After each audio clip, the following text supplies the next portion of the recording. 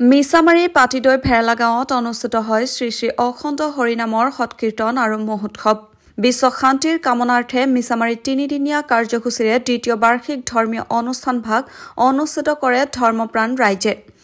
16 প্ৰহৰ ব্যাপী সাৰ্বজনীন শ্ৰী শ্ৰী অখণ্ড সৎকীৰ্তন আৰু মহোৎসৱৰ লগত সংগতি ৰাখি এক ধৰ্মীয় শোভাযাত্ৰা উলিয়াই গাঁওখনৰ ভক্তপ্ৰাণ ৰাইজে। শোভাযাত্ৰা শুভ উদ্বোধন কৰে অৱসৰপ্ৰাপ্ত শিক্ষক তথা সমাজকৰ্মী সন্তোষ চৰকাৰে।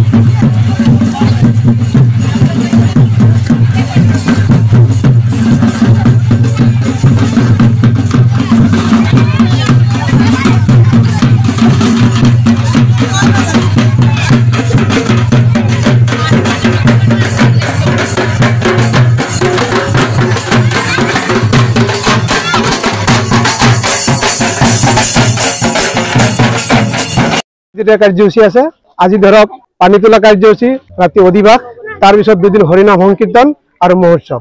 আজি এই অখণ্ড হৰিনাম সংকীৰ্তনৰ প্ৰথম কাৰ্যসূচী পানী তোলা কাৰ্যসূচী। এই পানী তোলা কাৰ্যসূচী সকলো অংশগ্ৰহণ কৰিছে, সেই হিচাপে আমাৰ কমিটিৰ তৰফৰ পৰা সকলোকে ধন্যবাদ জ্ঞাপন কৰিছো আৰু আপোনালোকৰ মাধ্যমেদি আজি সকলোকে আমন্ত্ৰণ জনাই দিব বিচাৰিছো যে অহা দুদিন ইয়াত অখণ্ড হৰিনাম সংকীৰ্তন হ'ব। তেওঁলোকে আমাৰ ইয়াত আহি কীৰ্তন উপভোগ কৰিব, প্ৰসাদ ল'ব।